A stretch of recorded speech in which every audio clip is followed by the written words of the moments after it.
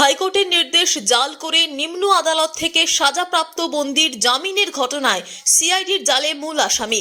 একই সঙ্গে এই ঘটনায় চাঞ্চল্যকর তথ্য পেল সিআইডি।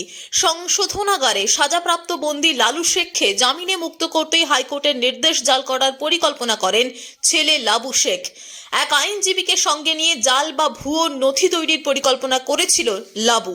এমনই চাঞ্চল্যকর দাবি সিআইডির পক্ষ থেকে। রবিবার রাতে ভরতপুর থানার আঙ্গারপুর ব্রিজ থেকে ওই ঘটনার অভিযুক্ত লাবু শেখকে উল্লেখ লালু এক সাজাপ্রাপ্ত বিরুদ্ধে হাইকোর্টের জামিনের নির্দেশের নথি জাল করে তা কান্দি করা হয়। নিম্ন আদালত পরে ওই ক্ষতি থেকে বোঝা ওই জামিনের নির্দেশের সম্পূর্ণ হাইকোর্টে। এরপর হাইকোর্ট তদন্ত শুরু করেছিলেন সিআইডি। রবিবার রাতে মূল অভিযুক্ত লালু শেখ গ্রেপ্তার করে নির্দিষ্ট ধারায় মামলা রুজু করে কান্দি মহকুমা আদালতে পেশ করে।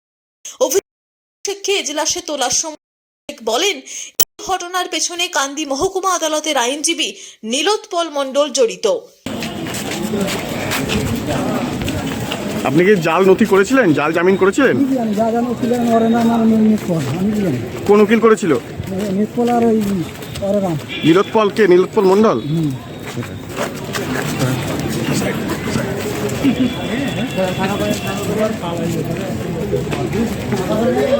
মুর্শিদাবাদ থেকে অর্ক রায়ের রিপোর্ট, টিভি নিউজ 10।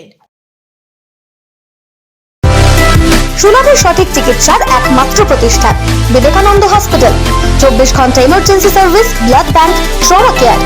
আপনাদের সেবায় আমরা তৎপর। গুণমান ও পরিষেবায় দুর্গাপুর বিধাননগরের ডক্টর জাকির হোসেন এভিনিউর বিবেকানন্দ হসপিটাল শিল্পাঞ্চলের মানুষের মন জয় করেছে। সবার আগে খবরের আপডেট পাওয়ার জন্য সাবস্ক্রাইব করুন আমাদের ইউটিউব চ্যানেল এবং ক্লিক করুন বেল নোটিফিকেশন আইকনে।